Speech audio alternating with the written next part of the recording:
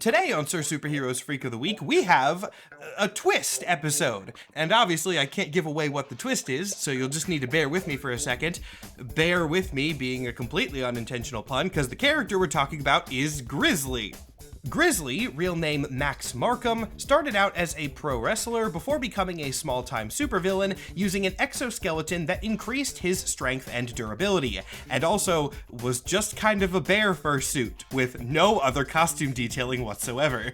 Using his super fursuit, Max fought Spider-Man on many occasions. Being an animal-themed villain in New York City, that's kind of what you're always going to end up doing, but he was never particularly successful, maybe unsurprisingly.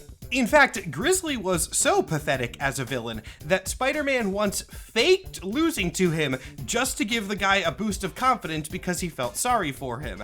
And Grizzly, at the end of the day, isn't the worst supervillain. He's kind of just a small-time criminal who's very, very sad. He would return to his losing streak, though, and eventually team up with a bunch of similarly pathetic Spider-Man rogues, forming the Spider-Man Revenge Squad, which was a squad assembled to get revenge on Spider-Man, as you could have guessed.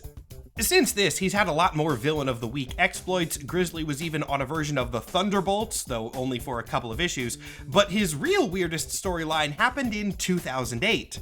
In a short B story from the back of Amazing Spider-Man 573, Grizzly is defeated by an unintentional team-up of Spider-Man and Stephen Colbert. Like real-world Stephen Colbert. Yeah, Marvel just kind of published a full mini-story that was an active endorsement of Stephen Colbert's 2008 presidential campaign. And while it was obviously paid for by said campaign, it is actually pretty funny. The comic does not take Colbert too seriously. In it, the candidate runs into Grizzly by pure coincidence as the villain is robbing a bank, and Stephen becomes convinced that this is an assassination attempt on him, which it is absolutely not, and thus he kind of gets in Spider-Man's way during the fight.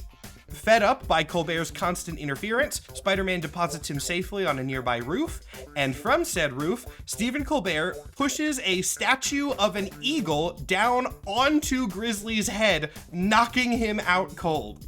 It is an incredibly weird little comic, and I do respect it for the comedic value of letting Colbert just kind of be an antagonist. Even in this comic that he assuredly paid for, he causes more problems than he solves. And of course, we have to acknowledge the almost certain reason why Grizzly was picked to be this book's villain. It's because he's a bear, and he was fighting Stephen Colbert. That's gotta be it, right? It seems on brand.